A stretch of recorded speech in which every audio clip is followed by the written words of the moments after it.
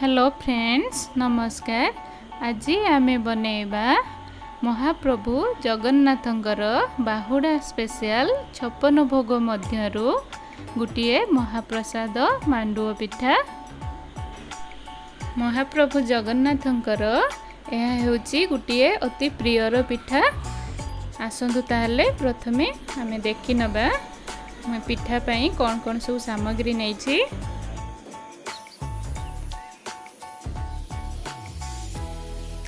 मुझे अटा गोटे कप नहीं ओजन रे 200 ग्राम पाखापाखि हम।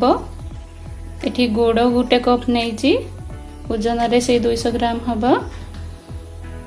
ये पान मधुरी गोटे चामच नहीं। मुझे किसी गोलमरीच को छेचिकी एमती दरदरा गुंड करके नहीं। किसी घी नहीं। स्वाद अनुसार जी दरकार लुण आमे दबा। आसंतु एबे आमे मांडुओ पिठा तैयारी करिबा। एठी मु गोटे पैन नेछि। पैन रे सेई कप रे गोटे कप पानी दे देबी।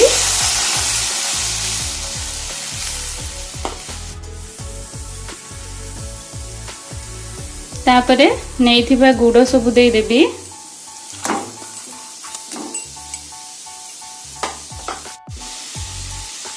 तापरे गुड़ को भल भाव मिक्स कर नेबी।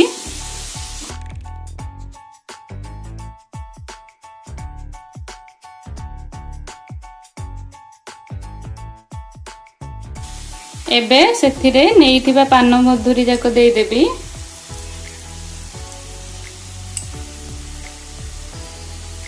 तापरे छेचिकी रखिथिबा गोलमरीच सब दे देबी।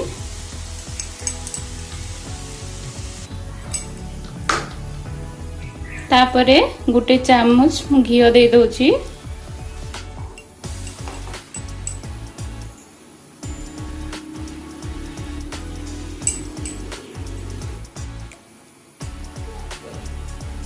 एबे स्वाद अनुसार लुण दे देबी।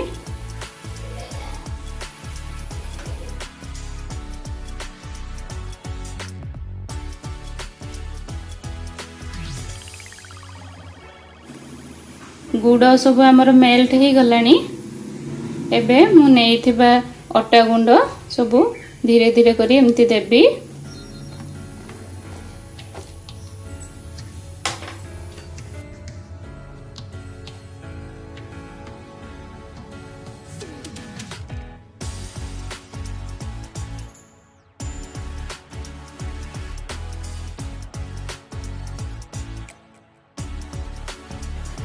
एबे मु गोटे चामच घी दे देबी। घी दे सारी ताको भल भाबे मिक्स कर नेबी।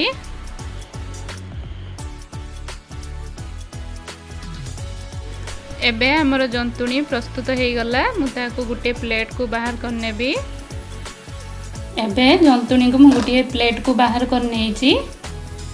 ता ऊपर एबे मु गोटे चामच घी दे देबी। घी दे सारी ताकू टिके भल से चकटी नबा।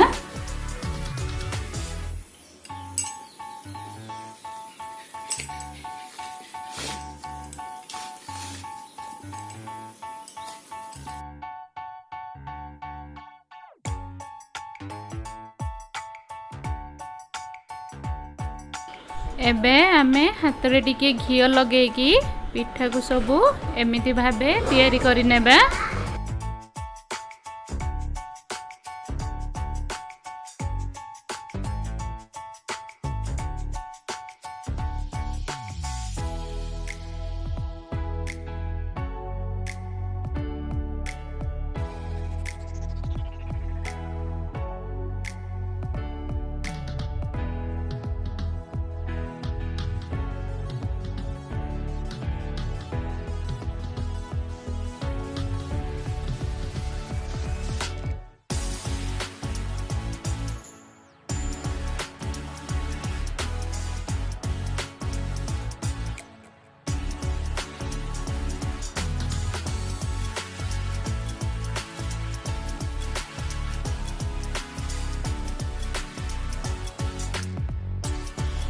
एबे मु एठी पिठा सबू को गढ़ी नेइची तापरे आमे पिठा सबू को तेल रे छाणी नेबा।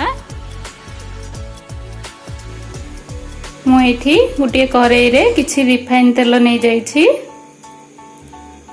आपण माने रिफाइन तेल बदल रे घी भी नहीं पारिबे। एबे आमे बळी की रखिथिबा पिठा सबू तेल रे देई दबा। तेल आमर भल भाबे गरम हो गलानी। तेल को गरम करी पिठा सबू देबे। ठंडा तेल रे केबे पिठा देबेनी नहले पिठा सबू आमर भांगी जाई पारे।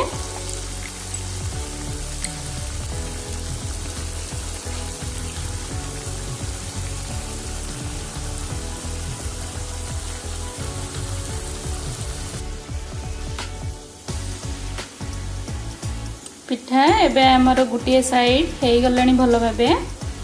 एबे आमे ताहाकू केयरफुली ओलटै देबा।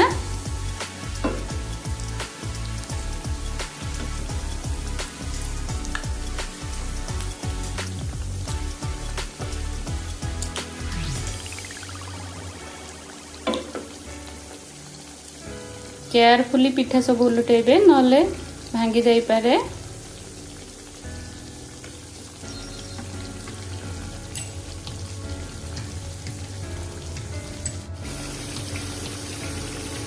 एबे पिठा सब आमर हे गलानी। मु ए पिठा सब गोटे प्लेट को बाहर कर नेबी। तापरे बाकी पिठा जाक एमिति तेल रे सब छाणी नेबी। देखंतु केते सुंदर भाबे आमर पिठा बनी की रेडी हे गला।